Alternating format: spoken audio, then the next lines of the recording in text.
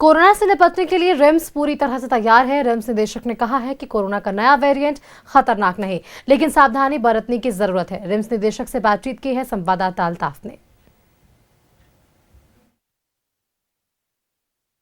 Covid के लिए कितना तैयार है, रिम्स कितना तैयार है, यही समझने के लिए हम रिम्स आए हैं। हमारे साथ डॉक्टर राजकुमार हैं जो रिम्स के निदेशक हैं।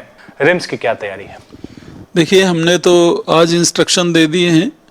जो पुराना कोविड वार्ड था, जो आइसोलेशन वार्ड था, उसमें 50 बेड हैं। 20 बेड्स हम खाली करवा दे रहे हैं। ज़रूरत पड़ेगी तो 50 तक स्ट्रेंथ पहुंच जाएगी। ये सारे के सारे बेड्स ऑक्सीजन और सक्शन से इक्विप्ड हैं। ऑक्सीजन मास्क की व्यवस्था है इनमें।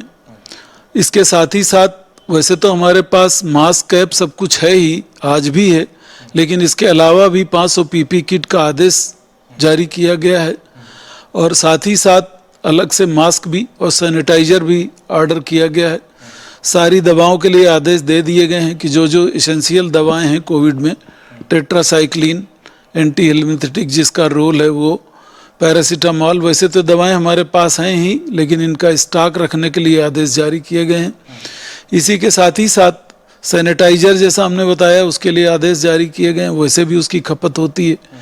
इसके अलावा जैसे अभी जो खास प्रॉब्लम्स है वेंटिलेटर्स की और मॉनिटर्स की, तो वेंटिलेटर मॉनिटर अभी हमारे सारे ऑक्यूपाइड हैं जो भी हैं, लेकिन उसमें से कुछ हम स्पेयर करने की कोशिश कर रहे हैं। ज़रूरत पड़ेगी तो हम अभी भी निकाल ही लेंगे कहीं ना कहीं से।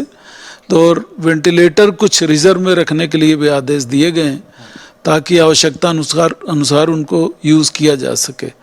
जहाँ तक बात इनिशियल तैयारी की है तो मैं बता दूं कि आज भी हमारे RT-PCR हो रहा है। कहीं से भी सैंपल आएगा हम उसको टेस्ट कर लेंगे।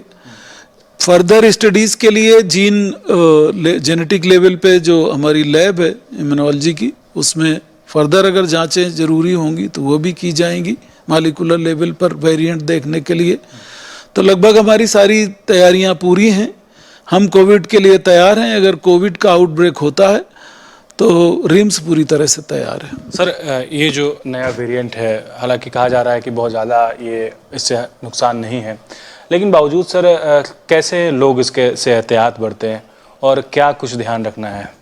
और मुझे नहीं लगता है कि इस बार ये आएगा तो बहुत फेटल फॉर्म में होगा, लेकिन ये सोच के हमको अपनी तैयारियां कम नहीं रखनी है। जहाँ तक आपने सावधानियों की बात कही, वो आप जानते हैं, सारी की सारी सावधानियां हैंड सैनिटाइजर के लिए अभी मैं इतना पैनिक नहीं करूंगा सबको कि आप अभी से इस्तेमाल करने लगी। लेकिन हाँ, अगर घर में किसी को खांसी बुखार हो रहा है तो उससे थोड़ा दूरी रखना उचित है। घर में अगर किसी को सिस्टमिक बीमारियां हैं, जैसे डायबिटिक हैं, हाइपरटेंसिव हैं, एज 65 के ऊपर है, फेफड़े की बीमारियां हैं, जो दवाइयां लगातार खा रहे हैं, या जो ड्रग एडिक्ट्स हैं, या जिनमें किसी और कारण से इम्यूनिटी कम है, जिनको कैंसर का ट्रीटमेंट हो रखा है, जिनको ल्यूकेमिया और कीमोथेरेपी, इसके लिए कीमोथेरेपी वगैरह चल चुकी है, ब्लड कैंसर के ट्रीटमेंट चल रहे हैं, किडनी ट्रांसप्लांट हुआ है उनके ट्रीटमेंट चल रहे हैं। तो ऐसे मरीजों को अगर ज़रा से भी खांसी आती है या फेफड़े की बीमारी होती है, अगर 2-3 दिन तक रहती है, फीवर भी आता है, बढ़ता जा रहा है, तो ऐसे मरीजों की जांच तुरंत करवाएं और उनसे एक उचित दूरी कम से कम 1-1.5 मीटर की बना के रखें। इसके साथ ही साथ अगर बॉडी अस्वस्थ है, एकदम फिट नहीं हैं आप और वल्नरेबल हैं इन्फेक्शन के लिए, तो ऐसे लोग मार्केट, मेला, ऐसी जगहों पे थोड़ा सा अभी अवॉइड करें तो ज़्यादा अच्छा रहेगा। बने रहिएगा न्यूज़ 11 के साथ। कैमरे के पीछे हेमंत है और मैं अल्ताफ सिद्दीकी हूँ। शुक्रिया।